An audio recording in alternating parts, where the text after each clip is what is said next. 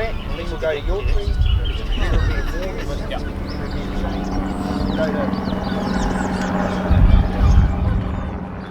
So essentially what we're doing, this has been looked at for a long time, these big pines in Macrocarpa. They were planted in a terrible place. They were planted right smack bang on an archaeological terrace, so this is an old living space, or where storage pits and things like that would be.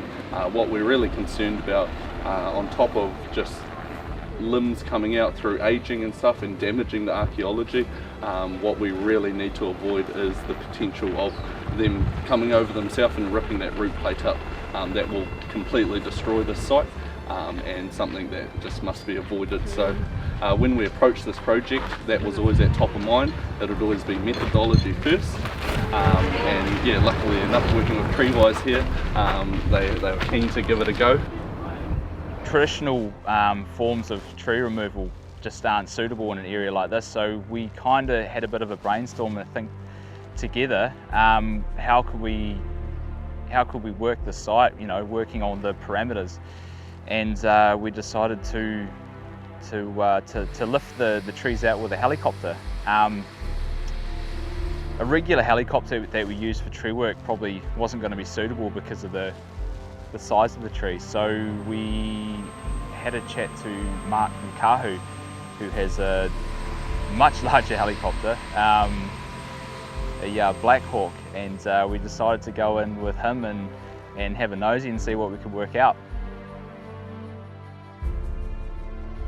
Yeah, so the primary risk that we have for this type of job involving helicopter and arborists in the tree, cutting the sections of tree for removal, is having a person in the tree sawing it. So what it involves is us hooking onto the tree from the helicopter, so with a long line, so it's about 150 foot below the helicopter. Once we get that attached to the strop that's around the tree that's going to be lifted, we take some tension and the arborist will begin cutting it or cut it through. So the risk there is that, at about, prior to the cutting, there's the tree's all in one, but as soon as it cuts through, then all of a sudden we have like a 2 tonne or 2.5 tonne piece of wood that's hanging mid-air, and that's the piece that we want to move away from the arborist and to a safe area and back down to the landing zone. So that's really the only risky part of this whole operation. We're all pretty good, very experienced pilots and great aircraft, plenty of power, and we're working with some really good arborists who've done this before, and really good at communicating and getting the job done.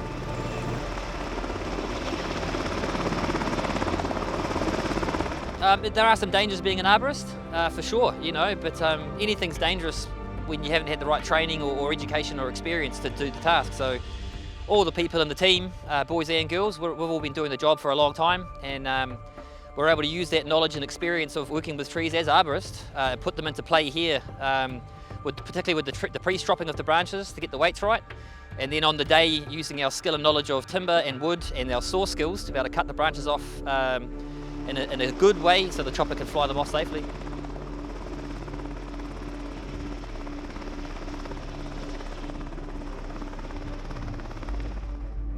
With any tree work, there's a lot of danger. I think especially for a site like this, when you're working with helicopters, machinery, there's a lot of sort of known but unknown factors in terms of how some of the pieces will come off. So that's why we spend a lot of time up in the trees beforehand, slinging them up, balancing them out, marking where we're going to cut. Yeah, so currently at the moment we've got Paul and Steph up in this big pine here. They're just putting in some strops in preparation for when the helicopter comes in a week or so's time. Putting the strops in now is going to speed up the whole process when the helicopter's here and just get everything out as quick as we can. So.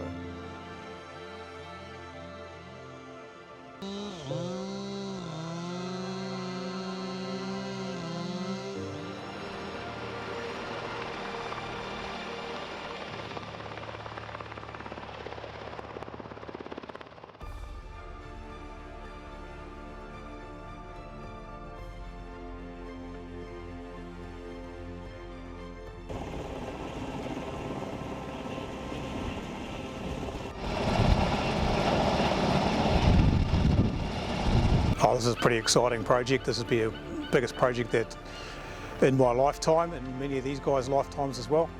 Yeah, to use a helicopter of this scale and is pretty exciting. We're talking big helicopter with a lot of downdraft, and we're also taking quite large pieces off. So there's a big risk in that.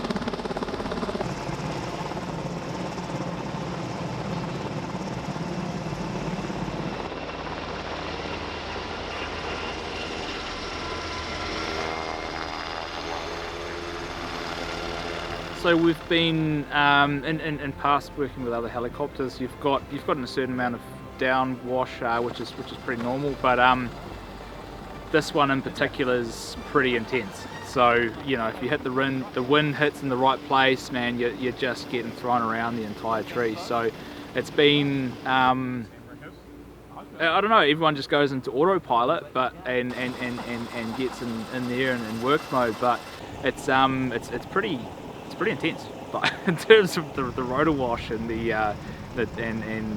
power of that machine is yeah. Well, none of us have experienced anything like it, but you know, it's going well. So yeah.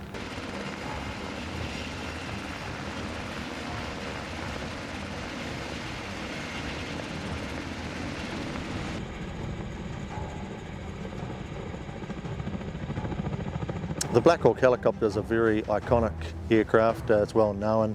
Films like Black Hawk Down. It's flown about 14 million hours since 1979. Our aircraft was built in 1986. It's been to the first Gulf War and still flying today. It's a tremendously reliable, very safe, very fast aircraft, beautiful to fly. It's the only one in New Zealand, and it's only one of 4 or 5 in the Southern Hemisphere that are owned and operated privately by commercial companies. So no, it's a fantastic aircraft.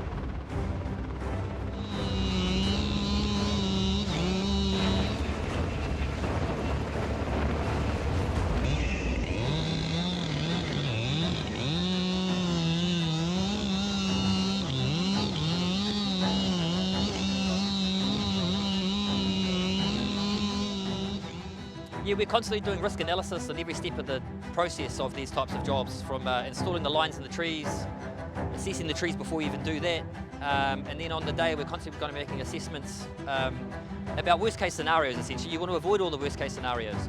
So we always plan and prepare and plan and prepare and make sure that all our I's are dotted, I guess, and all of our T's are crossed, so that if in the eventuality of a worst case scenario, everyone is going to be in a safe situation.